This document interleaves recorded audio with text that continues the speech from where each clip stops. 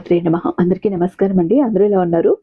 అందరూ కూడా దుర్గమ్మ ఆశీస్సులతో ఎప్పుడూ ఆనందంగా, ఆరోగ్యంగా ఉండాలని, మీరు కోరిన కోరికలన్నింటినీ కూడా అమ్మవారు తీర్చేయాలని మీ తరపున నేను కూడా అమ్మని కోరుకుంటూ ఈరోజు వీడియోలకైతే వెళ్ళిపోదాం. ఇక ఈరోజు దుర్గమ్మ మనకు పంపిన సందేశం ఏంటి అంటే, బిడ్డ, నీ లైఫ్ పార్ట్నర్ ఎవరైతే ఉన్నారో, నీ జీవిత భాగస్వామి ఎవరైతే ఉన్నారో వారిని ప్రాణానికి ప్రాణంగా ప్రేమించావు, ఎంతో నమ్మకం పెట్టుకున్నావు, తనే సర్వస్వమని బ్రతికావు. ప్రతి ఒక్కటి కూడా ఏది తన దగ్గర దాచకుండా బతుకుతూ అన్నీ చెప్పుకుంటూ వస్తున్నావు. కానీ ఈరోజు నీ జీవిత భాగస్వామి, నీ లైఫ్ పార్ట్నర్ నీ దగ్గర ఒక పెద్ద రహస్యాన్ని దాచిపెట్టారు. అది విన్నావు అంటే వెన్నులో వణుకు పుడుతుంది. చీ అని కూడా అనుకుంటావు. అలాంటి ఒక సందేశం ఈ రోజు నేను ఊరుకునే ప్రసక్తే లేదు బిడ్డ. నేను ఊరుకోను. ఇది బట్టబయలు చెయ్యాలి, నీ కళ్ళు తెరిపించాలి, నిన్ను మేల్కొల్పాలని ఈ రోజు వచ్చాను. జాగ్రత్తగా విను, లేకపోతే పశ్చాత్తాప పడతావు. ఆ తర్వాత కన్నీళ్లు పెట్టుకుంటావు. అమ్మా, నా పరిస్థితి ఇలా అయిపోయింది అంటూ దీనంగా బాధపడుకుంటావు. నా బిడ్డకు అలాంటి పరిస్థితి రాకూడదని ఈ రోజు పరుగు పరుగున వస్తున్నాను.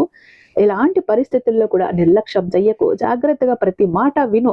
వింటేనే నీ జీవితంలో ఏం జరుగుతుందో నువ్వు అర్థం చేసుకుంటావు అంటూ ఈరోజు దుర్గమ్మ ఒక నిగూఢమైన హెచ్చరికతో మన ముందుకు వచ్చారండి. అమ్మ మాటల వెనుకున్న అర్థం ఏంటి, పరమార్థం ఏంటి, ఖచ్చితంగా తెలుసుకుని తీరాల్సిందే. అయితే వీడియోని ఎక్కడా స్కిప్ చేయకుండా, మిస్ చేయకుండా చివరి దాకా చూడండి. మన వీడియో నచ్చినట్టయితే ఖచ్చితంగా మన దుర్గమ్మ భక్తులకి, మీ ఫ్రెండ్స్కి, ఫ్యామిలీ మెంబర్స్కి ప్రతి ఒక్కరికి కూడా షేర్ చేయండి. అలాగే మన ఛానల్ని ఫస్ట్ టైం చూస్తున్నట్లయితే ఛానల్ని సబ్స్క్రైబ్ చేసుకుని మీ సపోర్ట్ నాకు అందివ్వండి. ఇక వీడియోలోకి వస్తే, అమ్మ సందేశం విషయానికి వస్తే, బిడ్డ, ఈరోజు నేను మౌనంగా ఉండను. ఈరోజు ఆ సత్యం బయటికి వస్తుంది. ఎన్నాళ్లుగానో నీ నుంచి దాచబడుతున్నది.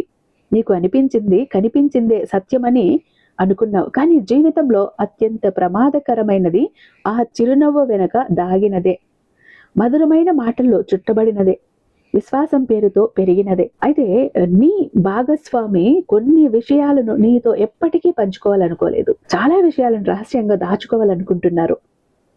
ప్రతి మాట కూడా ప్రతిసారి మాట మార్చేసేవాళ్ళు, ప్రతిసారి ప్రశ్నను తప్పించేవాడు. మరి నువ్వు దాన్ని పరిస్థితుల బలవంతం లేదా అలసట అనుకుంటూ వచ్చావు. కానీ సత్యం ఏంటో తెలుసా తల్లి? స్వచ్ఛమైన మనిషి ప్రశ్నల నుంచి పారిపోడు. మరి ఎవరైతే మౌనాన్ని ఆశ్రయిస్తారో వాళ్ళు ఏదో దాచేస్తున్నారు అని నీ ముందు మనసు సరళంగా, సత్యవంతంగా, అమాయకంగా చూపించుకుంటున్నాడు. కానీ నీ వెనుక నీ విశ్వాసాన్ని బేరం చేస్తున్నాడు.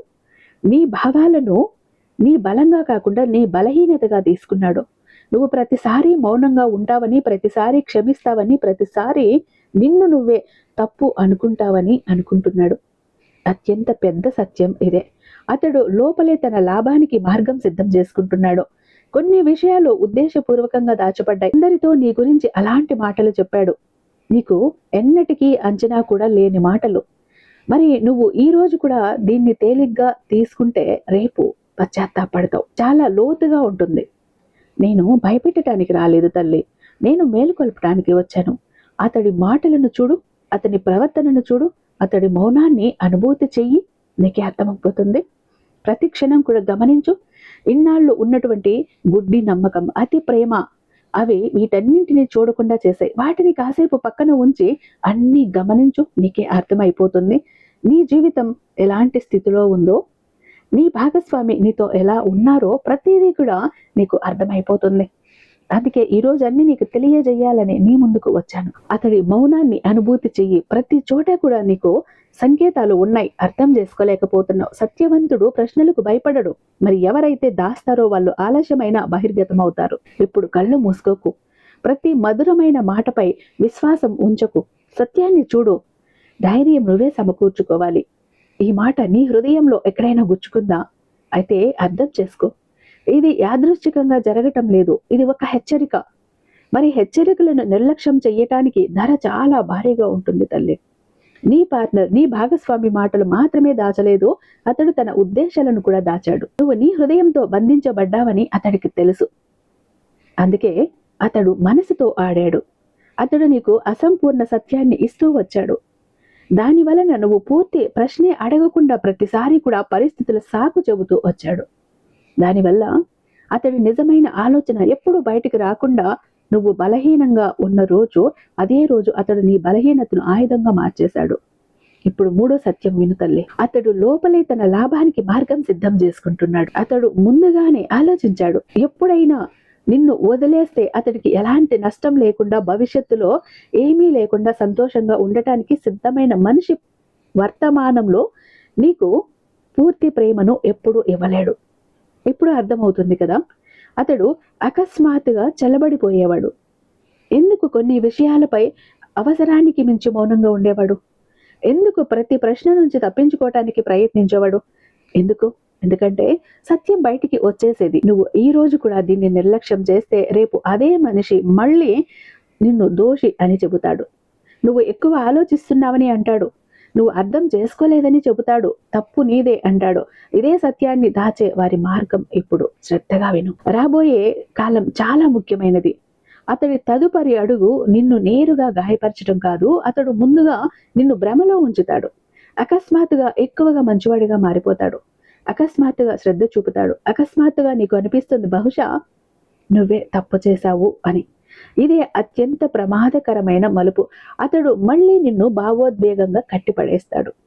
దాని ద్వారా సత్యం బయటికి వచ్చినప్పుడు నువ్వు స్వయంగా అతన్ని రక్షించటం మొదలు పెడతావు. మాటలు మారవచ్చు, స్వరం మృదువుగా మారవచ్చు, కానీ ప్రవర్తన మారకపోతే అర్థం చేసుకో అంత నటనే. ఎందుకంటే నిజంగా మారేవాడు మాటలతో కాదు, చర్యలతో మారుతాడు. అతడి లోపల ఇప్పుడు భయం కూరుకుపోయింది. అతడికి అనుభూతి అవుతోంది దాచినది ఎక్కువ కాలం దాగి ఉండదని. ఈ భయంతోని కొన్నిసార్లు కోపంగా మాట్లాడతాడు, కొన్నిసార్లు అకస్మాత్తుగా మౌనంగా మారుతాడు, కొన్నిసార్లు నిన్ను దోషి అంటాడు, కొన్నిసార్లు తనను బాధితుడుగా చూపుతాడు. ఇవి సంకేతాలు. సత్యం తలుపు ముందు నిలబడి ఉంది. జాగ్రత్త. తొందరపడుకు, కానీ కళ్ళు మూసుకోకు. విన్నదానికి కాదు, చూసిన దానికి విశ్వాసం చేయి. దాని మీద నమ్మకం ఉంచు. ఇప్పుడు నేను చెప్పబోయేది అత్యంత ముఖ్యమైన మాట. సత్యం అకస్మాత్తుగా పగిలిపోదు. ముందు పగుళ్ళు ఏర్పడతాయి, తర్వాత శబ్దం వస్తుంది, మరి చివరికి అంతా బయటికి వస్తుంది. ఒక సమయం వస్తుంది తల్లి. అతడు రెండు మార్గాల్లో ఒకటి ఎంచుకోవాలి. లేదా పూర్తి సత్యాన్ని అంగీకరించటం, లేదా అబద్ధాన్ని మరింత లోతుగా చెయ్యటం. సాధారణంగా ప్రజలు రెండవ మార్గాన్ని ఎంచుకుంటారు. అతడు మూడవ వ్యక్తి కథను రచించవచ్చు, కొత్త కారణాన్ని సృష్టించవచ్చు. దానివల్ల దోషం అతడిపై పడకుండా. కానీ గుర్తుంచుకో, అతడి మాటలు మరియు చర్యలు సరిపడవు. నువ్వు అతడి కళ్ళలో భయాన్ని చూస్తావు, అతడి మాటల్లో శూన్యతను అనుభూతి చేస్తావు. మరి అదే సమయం నువ్వు నిన్ను అత్యంత జాగ్రత్తగా చూసుకోవాలి. నేను నిన్ను బద్దలు కొట్టడానికి రాలేదు తల్లి. నేను నిన్ను అంత బలవంతురాలుగా చెయ్యటానికే వచ్చాను, ఒక తల్లిగా. ఎలాంటి సత్యమైన నిన్ను కోల్చలేదు. అతడు ఏడిస్తే కరుణ చూపు, కానీ వివేకాన్ని కోల్పోకు. అతడు కోపంతో మాట్లాడితే శాంతంగా ఉండు. ఎందుకంటే కోపం సాధారణంగా సత్యం యొక్క పరదాను తొలగిస్తుంది. గుర్తించుకో, సత్యం మార్గంపై ఉన్నవాడికి ఎవరికీ భయపడాల్సిన అవసరం లేదు. ఇప్పుడు సమయం వస్తుంది. మౌనంగా ఉండి తనను తాను రక్షించుకోలేము. అత్యంత పెద్ద యుద్ధం బయట కాదు, లోపల ఉంటుంది. అంతా చెదిరిపోతుంది అనిపించినప్పుడు అప్పుడే నీ నిజమైన బలం బయటకు వస్తుంది. అతడు చివరిసారి తనను నిర్దోషిగా సాబీతు చేయటానికి ప్రయత్నిస్తాడు. చెబుతాడు, నేను బలవంతమైపోయినాను, పరిస్థితులు అలాంటి స్థితుల్లో నన్ను పడవేశాయి, నేను ఉద్దేశపూర్వకంగా చెయ్యలేదు అని. కానీ గుర్తుంచుకో, బలవంతం మరియు మోసం మధ్య తేడా ఉంది. బలవంతుడైన మనిషి ముందుగా చెబుతాడు, మోసం చేసేవాడు పట్టుబడినప్పుడు వివరణ ఇస్తాడు. ఆ రోజు హృదయం వేగంగా కొట్టుకుంటుంది, కళ్ళు తడుస్తాయి, మనసు గందరగోళంగా ఉంటుంది. కానీ అదే క్షణం లోపల నుంచి ఒక స్వరం వస్తుంది, ఇక చాలు, ఇదే నీ జాగృతి. భయాన్ని నీ నిర్ణయానికి కారణం చెయ్యకు. వెళ్ళిపోయేవాడిని ఆపటానికి ప్రయత్నించుకో, మరి ఉండేవాడిని అంధవిశ్వాసంతో ఉంచకు. నువ్వు బలహీనరాలువి కాదు, నువ్వు సహించవు. మరి సహించగలిగేవాడు లేచి నిలబడటం కూడా తెలుసుకోవాలి. ఆత్మగౌరవంతో గుర్తించుకో, నీ విలువ ఎవరూ అంగీకరించటంతో నిర్ణయించబడదు.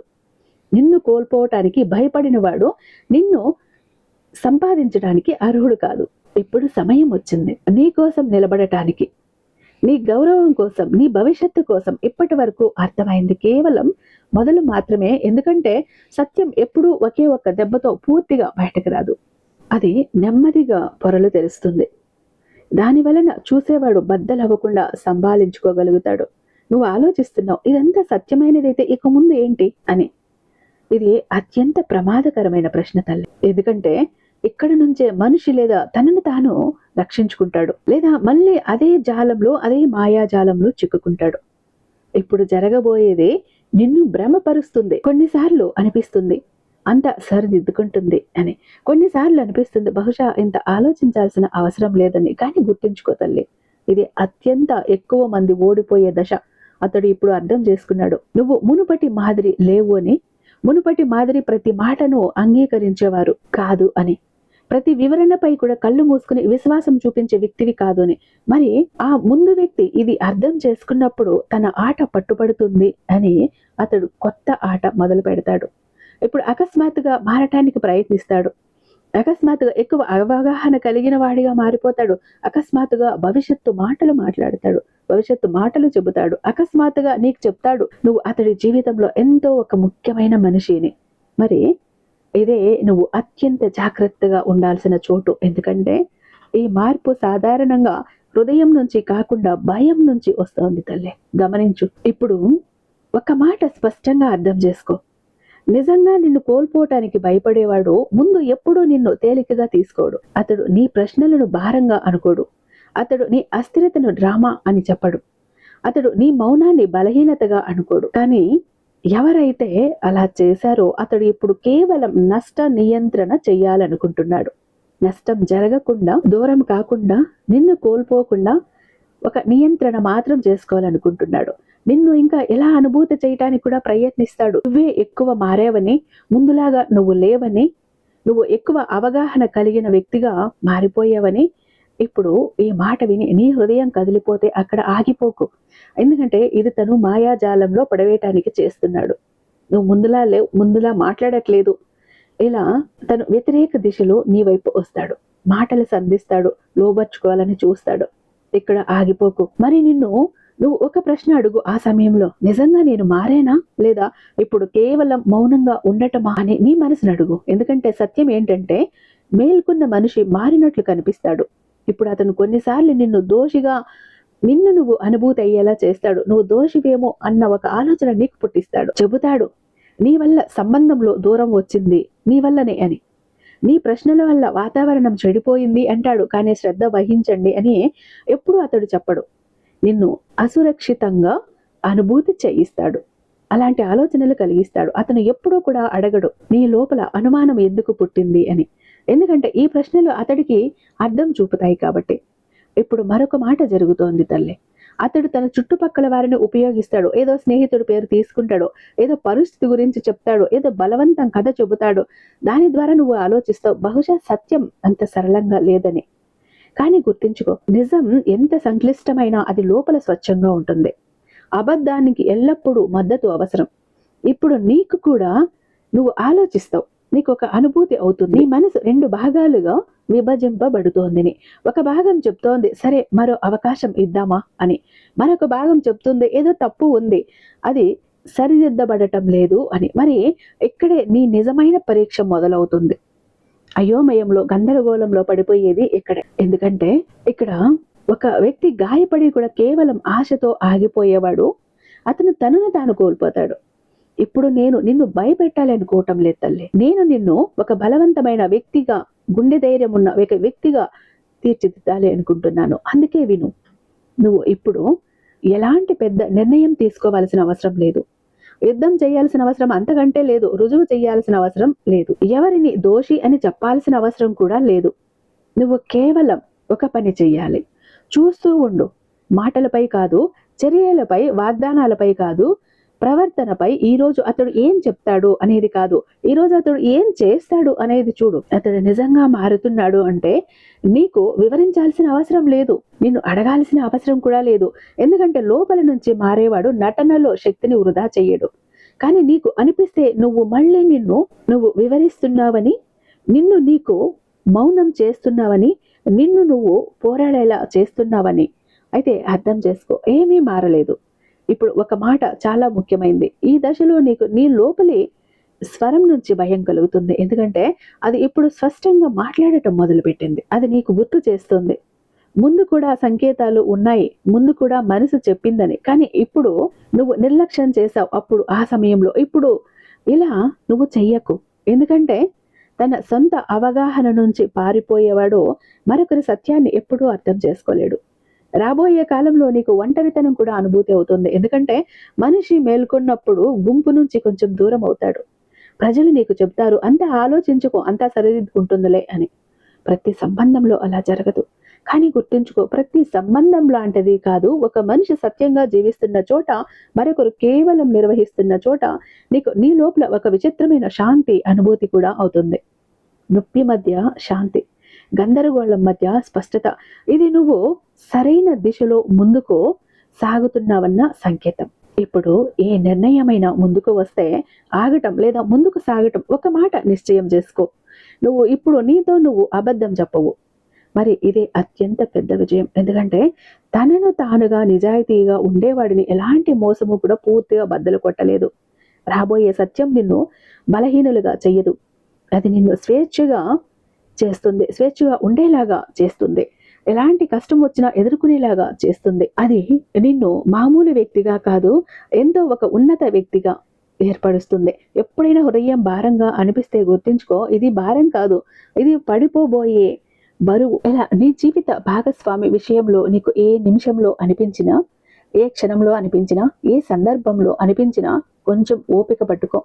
నిన్ను నువ్వు తమాయించుకో. ఎక్కడ సహనాన్ని కోల్పోకు. తెలివిగా మాట్లాడటం అలవాటు చేసుకో. తెలివిగా నిజాలు రాబట్టడం అలవాటు చేసుకో. సూటిగా కళ్ళల్లోకి చూసి మాట్లాడటం అలవాటు చేసుకో. తను నిజంగా నీ దగ్గర ఏదైనా దాస్తూ ఉన్నా, తను నిజంగా ఏదైనా తప్పు చేస్తూ ఉన్నా, నిన్ను మాయ చెయ్యాలని చూస్తున్నా, నీ వెనక ఏదో చెయ్యాలని చూస్తున్నా కూడా తనని మంచి మనసుతో మార్చుకోవటానికి ప్రయత్నించు. అందుకని నేరుగా నువ్వు తనని అడిగేసిన, నువ్వు చేసింది ఇదే కదా అంటూ నిలదీసిన మొండిగా మారిపోతాడు. జాగ్రత్త, నీ దుర్గమ్మ ఆశీస్సులు నీ మీద ఎప్పుడూ కూడా ఉన్నాయి. అంతకి మించిపోతే నీ తల్లి ఉంది నిన్ను రక్షించుకోవటానికి అంటూ దుర్గమ్మ ఈరోజు ఒక అత్యద్భుతమైన సందేశంతో మన ముందుకు వచ్చారండి. ఐ హోప్ ఈ వీడియో మీకు నచ్చే ఉందని భావిస్తున్నాను. రేపు మరొక అద్భుతమైన సందేశంలో మీ ముందుంటాను. అంతటిదాకా సర్వేజన సుఖినో భవంతు.